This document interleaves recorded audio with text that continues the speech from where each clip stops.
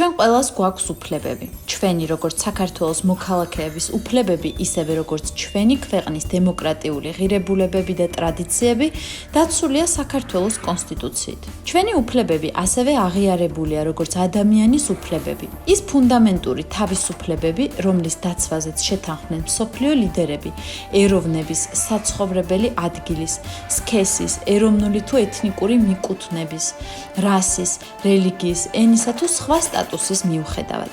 მეორე მსოფლიო ომის დროს განვითარებული შემზარავი მოვლენების შემდეგ 1946 წელს მსოფლიო ლიდერები შეთანხმდნენ ადამიანის უფლებების განსაზღვრისა და დაცვის აუცილებლობაზე.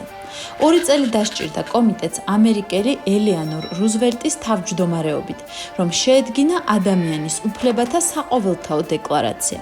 ჩინეთის, საბჭოთა კავშირის, ლიბანის, საფრანგეთის, გაერთიანებული სამეფოს, ავსტრალიისა და ჩილეს მთავრობების წარმომადგენლებმა მიიღეს მონაწილეობა 30 მუხლის შედგენასა და საბოლოო ფორმირებაში.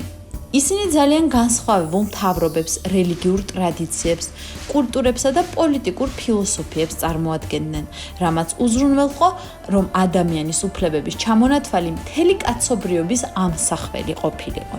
დეკლარაციაში ჩამოთვლილია 30 სხვადასხვა ფუნდამენტური თავისუფლება, რომელიც განსაზღვრავს ჩვენს ღირსებას, თავისუფლებასა და თანასწორობას.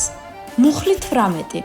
ჩვენ ყველას გვაქვს უფლება ვიფიქროთ და გვწამდეს იმის, რისიც გვსურს, მათ შორის რელიგიის მხრივ. ჩვენ ყველას გვაქვს უფლება შევიცვალოთ ჩვენი აზრი თუ რელიგია ნებისმიერ დროს და გვაქვს უფლება საჯაროდ თუ კერძოდ აღვასრულოთ ჩვენი რელიგიის რიტუალები, მარტო ან სხვებთან ერთად. მუხლი 19.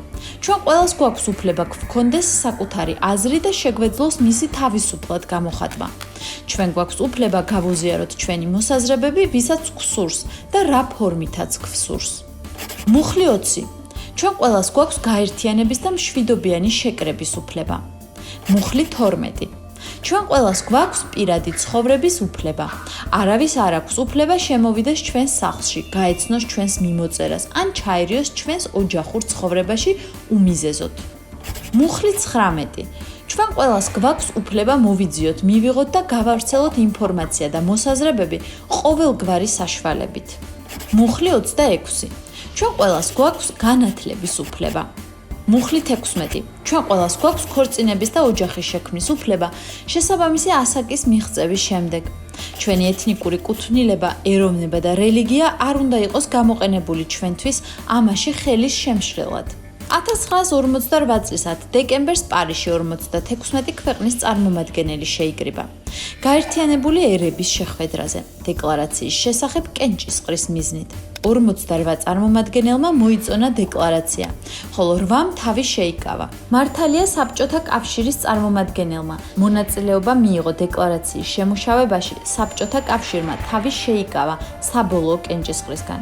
საბჭოთა მთავრობა ბევრ ისეთ პოლიტიკას აწარმოებდა, რომელიც არღვევდა ადამიანის უფლებებს. საბჭოთა კავშირის მთავრობამ სცადა აეკრძალა განათლების მიღება ქართულ ენაზე, რითიც არღვევდა მეორე და 26 მუხლებს. ის აკავებდა, აპატიმრებდა და აიძულებდა ადამიანებს დაეტოვებინათ საქართველოს საკუთარი სურვილის წინააღმდეგ და დასაბუთებული მიზეზის გარეშე, რითიც არღვევდა მე-9 მუხლს. ის არაძლევდა ადამიანებს საბჭოთა კავშირის დატოვების უფლებას, როდესაც ისინი სხვა ქვეყნებში ეძიებდნენ თავისუფლებას. არღვევდა რა მე-13 და მე-14 მუხლებს. ის ახდენდა საკუთრების ჩამორთმევას სამართლიანი მიზეზის გარეშე, რითიც არღვევდა მე-17 მუხლს. ეს მხოლოდ რამდენიმე მაგალითია. ამასთან ირღვეოდა რელიგიის თავისუფლება, ინფორმაციაზე წვდომის და მისი გამოყენების თავისუფლება და ბევრი სხვა უფლება. სწორედ ასეთი გამოცდილებების გამო ქართველებს კარგად ესმოდათ, თუ რამდენად მნიშვნელოვანია საკუთარი და სხვების უფლებების ცოდნა და დაუღალავი შრომა იმისათვის, რომ მოხდეს ამ უფლებების დაცვა, როგორც ახლა, ისე მომავალში. საქართველოს მოქალაქეები იბრძოდნენ დამოუკიდებლობისათვის, რათა შეექმნა დემოკრატიული სახელმწიფო, რომელიც დაიცავდა მათ უფლებებს. განვლილი 30 წლის განმავლობაში საქართველომ შექმნა და გააძლიერა დემოკრატიული ინსტიტუტები, ხელისუფლების ორგანოები, სასამართლო, მედია და სამოქალაქო საზოგადოება, იმისთვის, რათა მათ უფრო ეფექტურად დაიცვათ ადამიანის ფუნდამენტური უფლებები. დემოკრატიულმა საქართველომ ხელი მოაწერა 11 საერთაშორისო ხელშეკრულებას, რომლებიც იცავდნენ ქალებისა და ბავშვების უფლებებს, ყველას პოლიტიკურ, სამოქალაქო, სოციალურ, კულტურულ და ეკონომიკურ უფლებებს და რომლებიც კრძალავდნენ წამებასა და რასობრივ დისკრიმინაციას. უკანასკნელ წლებში საქართველომ მოახდინა შეზღუდული შესაძლებლობის მქონე პირთა უფლებების გაეროს კონვენციის რატიფიცირებაც. დემოკრატიული მმართველების ერთ-ერთ ყველაზე მნიშვნელოვან უპირატესობას წარმოადგენს ის, რომ ჩვენ ყველას შეგვიძლია მონაწილეობა მივიღოთ ისეთი კანონებისა და ინსტიტუტების შექმნაში, რომლებიც უზრუნველყოფენ ადამიანის უფლებების დაცვას. ჩვენ ასევე შეგვიძლია დავიცვათ საკუთარი და ჩვენი თანამოქალაქეების უფლებები. თუ ინფორმირებულები ვიქნებით ადამიანის უფლებების შესახებ და ხმას ავიმაღლებთ ყველგან და ყოველთვის, როდესაც ხდება ამ უფლებების ხელყოფა.